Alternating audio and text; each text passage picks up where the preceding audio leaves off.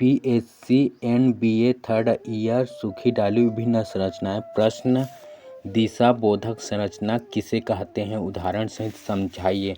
उत्तर, जिन शब्दों से किसी दिशा विशेष का बोध होता है उन्हें दिशा बोधक शब्द कहते हैं, जैसे उत्तर, दक्षिण, इधर उधर, तरफ की ओर आदि।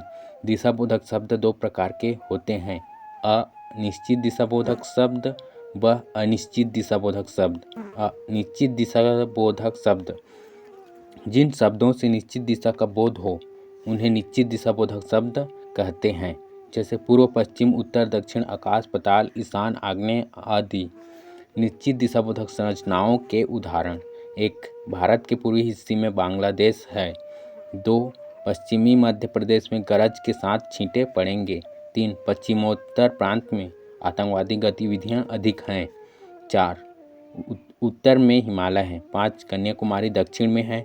6. आकाश में सांध्य तारा निकल आया। 7.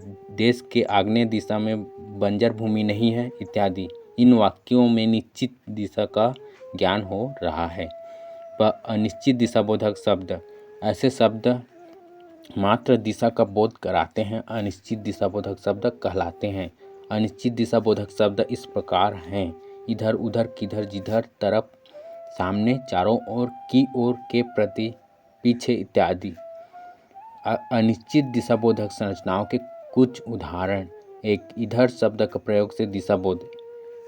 पहला, जुलूस अभी इधर से गुजरा है। दूसरा, वह अभी इधर आया था। 2. उधर शब्द प्रयोग से दिशा बोध। पहला, उधर मत जाइए। दूसरा, राधा ने जैसे ही आंखें उधर की थी कि सामने कृष्ण खड़े थे। 3. किधर शब्द से दिशा बोध।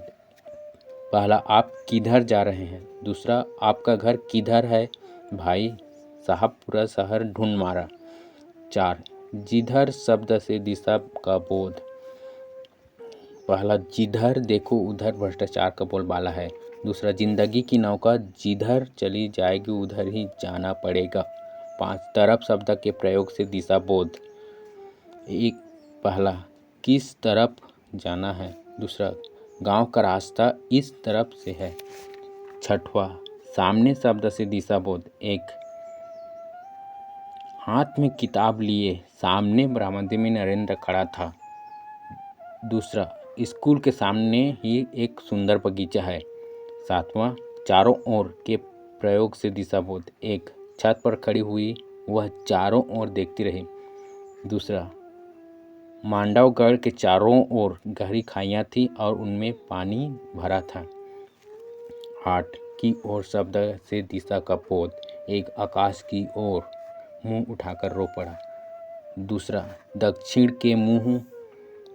की ओर मुंह करके मत बैठो।